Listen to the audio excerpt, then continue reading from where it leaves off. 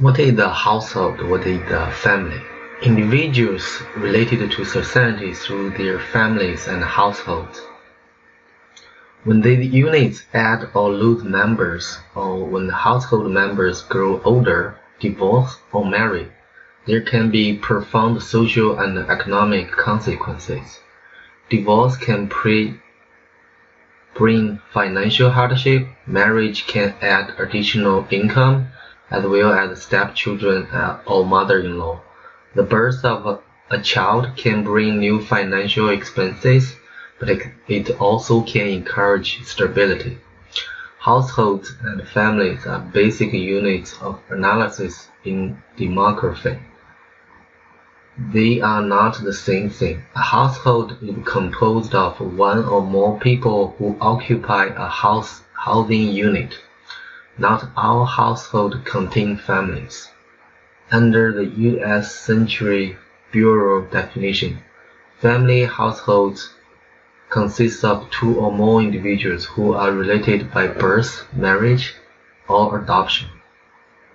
Although they also may include other unrelated people, non-family household consists of people who live alone or who share their residence with unrelated individuals. These official definitions do not necessarily reflect changing attitude about marriage, childbearing, and the roles of men and women. Households that consist of unmarried couples living together and gay or lesbian couples, for example, would be counted as non-family households, even though they might share many characteristics of a family. If these couples live with children from their current or previous relationship, the household moves into family category. The Census Bureau had been exploring new ways to describe and measure Americans' living arrangement beyond the family, non-family dichotomy, with terms such as cohabiting or unmarried couple and POSSLQs, persons of opposite sex sharing living quarters. An individual's living arrangement usually changes at different stages of time. In a traditional scenario, a person starts out in a family household, leaves to create a new household alone or with friends, then forms a family household with a spouse and eventually children. In old age, an individual may live in a single-person household again because of divorce or death of the spouse.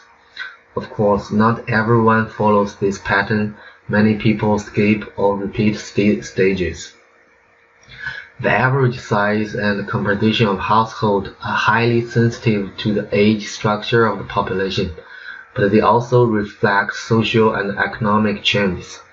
An economic squeeze may prolong the time adult children live at home. The rise in the divorce rate may increase the number of single-person households. Relaxed social rules about marriage may boost the number of unmarried couples setting up house. In the United States, the mix of household types has changed enormously over the last 3 decades. One of the most notable changes in the declining proportion of family households and the rise of single-person households.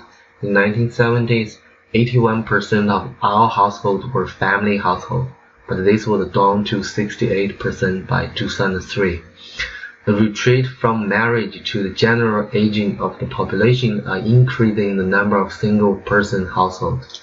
Americans are waiting longer to get married. If they choose to marry at all, married couples are more likely to get divorced than they were in the 1970s. More of the American elderly live alone after death of a spouse. In 2003, 25% of all U.S. households consist of just one person, compared with 17% in 1970. Many European countries have seen a similar rise in single-person households for similar reasons.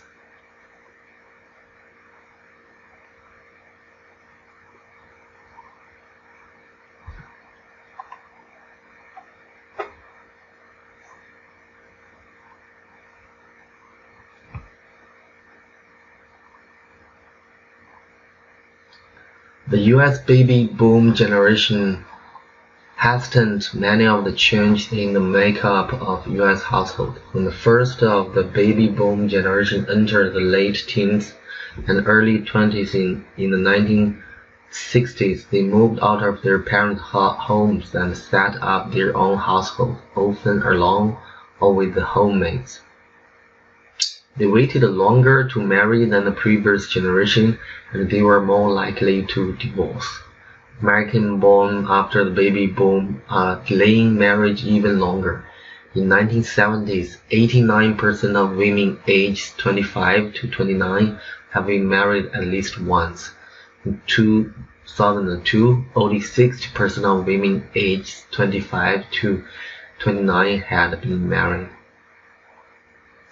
The choice is of those women make about marriage and childbearing help determine the percentage of the future makeup of U.S. families and households. These are the references.